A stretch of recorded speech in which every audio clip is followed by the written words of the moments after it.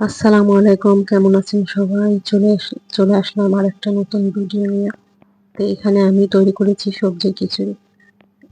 খিচুড়িটা দেখতে যতটা সুন্দর দেখাচ্ছে, খেতে অনেক মজা হয়েছিল। আর আমি এটাকে হাত দিয়ে খেয়েছিলাম, আমি চামচ ব্যবহার করিনি। এই সবজির খিচুড়ি সাধারণত হাত দিয়ে সুন্দর করে মেখে খেলে বেশি মজা লাগে। তো ভাবলাম, আর এটা আমি খুব সহজভাবে রান্না করেছি। তো ভাবলাম যে আপনাদের সাথে শেয়ার করি বিষয়টা, আমি কিভাবে এটা রান্না করেছি। উম, রান্না করতে যতটা সহজ, খেতে আরো বেশি মজা। তো চলুন শুরু করি কিভাবে রান্নাটা করেছি।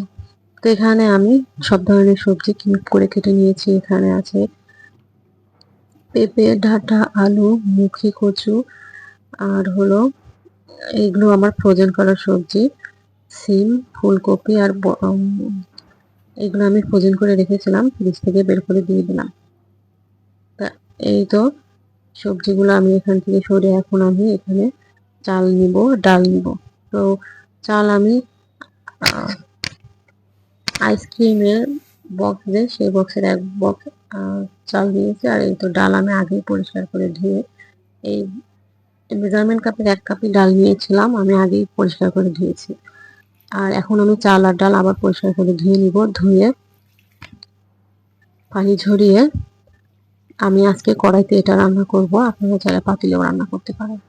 তো চলুন পরিষ্কার করে ধুয়ে নিয়ে আসি। এই যে পরিষ্কার করে ধুয়ে নিয়ে আসা হয়ে গেছে, এখন আমি এর মধ্যে কড়াইয়ের মধ্যে আমার সব ধরনের যে উপকরণগুলো সেগুলো আমি একে একে দিয়ে দিব। চাল দেওয়া হয়ে গেলে আমি এখানে সবজিগুলো ঢেলে দিব।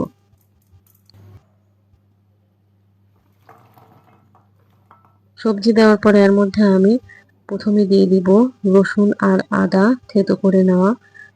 আর এরপরে দিয়ে দিব কাঁচামরিচ, পেঁয়াজ আর হলো রসুন। অল্প একটু রসুন আমি আবার এখানে থেতো করে দিয়ে দিলাম। লবণ দিব, আর মরিচের গুঁড়া, হলুদের গুঁড়া আর ধনিয়া গুঁড়া। মরিচের গুঁড়া আমি 2 চামচ দিয়েছি, হলুদের গুঁড়া 1 চামচ আর ধনিয়া গুঁড়া 1/2 চামচ দিয়ে এটাকে আমি সুন্দর করে পরিমাণ মতো এর মধ্যে আবার তেল দিয়ে দিব। দিয়ে এটাকে আমি হাত দিয়ে সুন্দর করে মেখে নিব। আপনারাও এটাকে সুন্দর করে হাত দিয়ে মেখে দিবেন। আর মেখে দিলেই খিচুড়ির স্বাদটা আসলে বেশি হয়। আমি এটাকে সুন্দর করে হাত দিয়ে মেখে এর মধ্যে পরিমাণ মতো পানি দিয়ে চুলায় বসিয়ে দিব। প্রথমে আমি হাই হিটে এটাকে রান্না করব।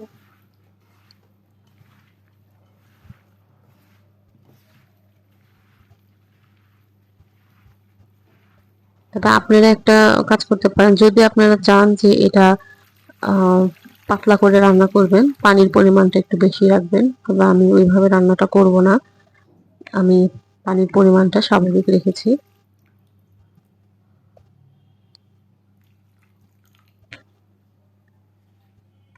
এখন আমি এটাকে হাই হিটে রান্না করব।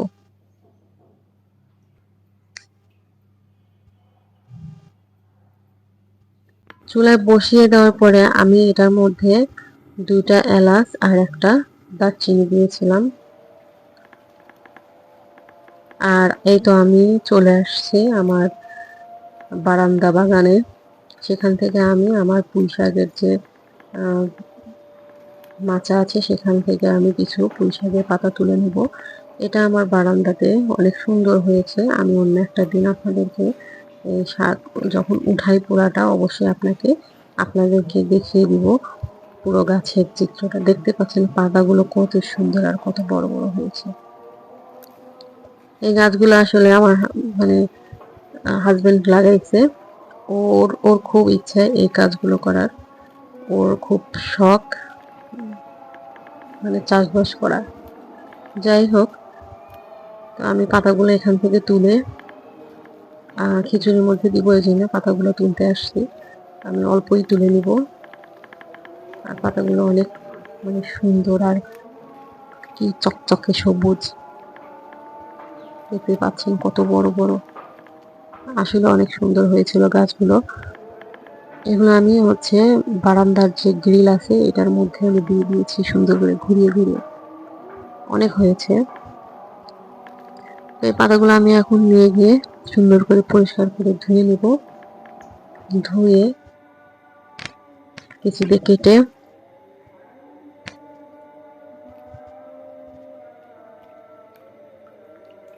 পাতাগুলো যখন আমি ধুচ্ছিলাম তখন আমার এত ভালো লাগতেছিল যে আমি নিজের মানে বারান্দা থেকে গাছের পাতা তুলে নিয়ে এসে এখন আমি খিচুড়িতে দিয়ে দিব। মানে ভাবতেই অনেক মজা লাগতেছিল। যাই হোক, এগুলোকে আমি পরিষ্কার করে ধুয়ে নিব। ধুয়ে নিয়ে সুন্দর করে কেচি দিয়ে কেটে নিব।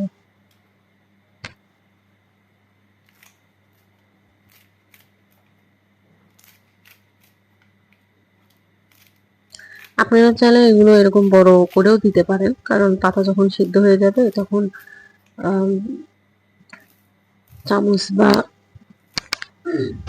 চামচ বা খুন্তি দিয়ে নাড়ানাড়ি করলে এটা গলে যায় যখন, তখন অটোমেটিক্যালি খিচুড়ির মধ্যে মিশে যাবে।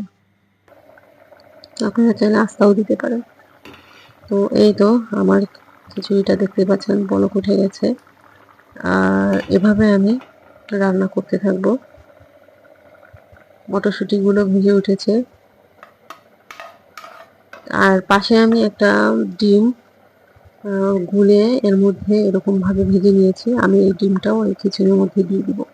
আপনারা চাইলে, আমি একটা দিয়েছি কারণ আমার খিচুড়ির পরিমাণ কম। খিচুড়ির পরিমাণ বেশি হলে অবশ্যই আপনারা বেশি মানে 2টা বা 3টা দিতে পারেন। এখন আমি পাতাগুলো দিয়ে দিব, কারণ আমার খিচুড়িটা অনেকটা পানি টেনে আসছে। এই যে দেখতে পাচ্ছেন কত সুন্দর দেখাচ্ছে। আর আশা করি অনেকটা মজা হবে খেতে। তো সবগুলো পাতা আমি এর মধ্যে দিয়ে সুন্দর করে খুন্তি দিয়ে ছড়িয়ে দিয়ে ঢাকনা দিয়ে ঢেকে দিব।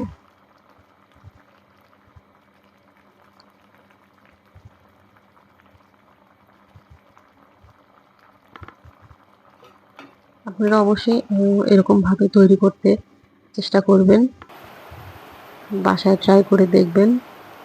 আমি আশা করি অনেক ভালো লাগবে। তো আমি যখন রান্না করতেছিলাম তখন অনেকটা রোদ ছিল। তো ভাবলাম যে আমি এখন খিচুড়ি তৈরি করতেছি, এত রোদ কেমন লাগবে। হঠাৎ করে এই যে ঝুম বৃষ্টি, তো আমি খুব খুশি যে আমি খিচুড়ি রান্না করতেছি আর ঝুম বৃষ্টি শুরু হয়ে গেছে। দেখতেই পাচ্ছেন কত সুন্দর। আর এত বৃষ্টির পরিমাণটা এত ছিল, মানে অল্প সময়ের মধ্যে পুরো মানে ঠান্ডা হয়ে গেল আবহাওয়াটা। বৃষ্টি আসলে দেখতে কত সুন্দর লাগতেছে। বৃষ্টির পরে এই যে এই ছাদে বৃষ্টির পানি পড়ছে, একবারে ভিজে গেছে। আমি মানে অনেকটা খুশি হয়ে গেলাম যে খিচুড়ি রান্না করতেছি, এর মধ্যে আবার ঝুম বৃষ্টি চলে আসছে। যাই হোক, এটাই প্রকৃতি। আসলে প্রকৃতি কখন কি রূপ নেয় বোঝা যায় না। তো চলুন দেখে আসি আমার খিচুড়ির অবস্থা এখন কেমন। এই তো আমি যে পাতাগুলো দিয়েছিলাম, পাতাগুলো সিদ্ধ হয়ে গেছে মোটামুটি। আর আমি একটু নেড়ে উলট পালট করে দিব। এর আগেও আমি ঢাকনাটা উঁচু করে নিয়ে এগুলো নেড়ে দিয়েছিলাম।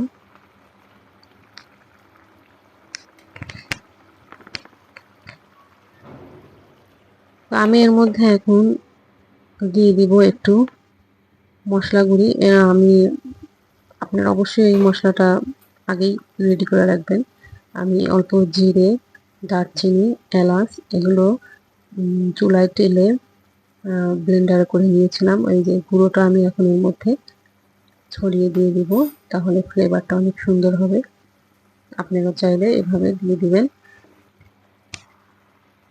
তা আমার রান্নাটা অলমোস্ট শেষের দিকে। তো এটা দিয়ে আমি নেড়ে দিয়ে এর মধ্যে আমি যে ডিমটা ভেজে রেখেছিলাম সেই ডিমটার মধ্যে আমি এখন দিয়ে দিব। আপনারা চাইলে খিচুড়ির পরিমাণ যদি একটু বেশি হয়, ডিমের পরিমাণটাও তখন বাড়ায় দিবেন। আমার খিচুড়ির পরিমাণ কম, এই জন্য আমি ডিম একটাই ভেজে নিয়েছিলাম। তো এখন আমি এই যে ডিমগুলো এর মধ্যে দিয়ে দিব। আর ইচ্ছা করলে আপনি সরাসরি ডিমটা এর মধ্যে ভেঙেও দিতে পারেন, কিন্তু আমার কাছে ওটা অতটা ভালো লাগে না, তাই আমি আলাদাভাবে ভেজে নিয়ে এর মধ্যে দিয়ে দিয়েছি। তো আমার রান্নাটা শেষের দিকে। আর অবশ্যই চেষ্টা করবেন লাস্টের দিকে একটু এরকম ভাবে নেড়ে দিতে, তাহলে মানে স্বাদটা বেড়ে যাবে। আমার রান্নাটা শেষ হয়ে গেছে। এই তো দেখতে পাচ্ছেন কতটা সুন্দর দেখাচ্ছে, আর খেতেও অনেক মজা হয়েছিল। আপনারা অবশ্যই বাসায় ট্রাই করবেন, আর অবশ্যই আমাকে জানাবেন কেমন হয়েছিল। আর সবাই ভালো থাকবেন, আমার জন্য দোয়া করবেন। আল্লাহ হাফেজ।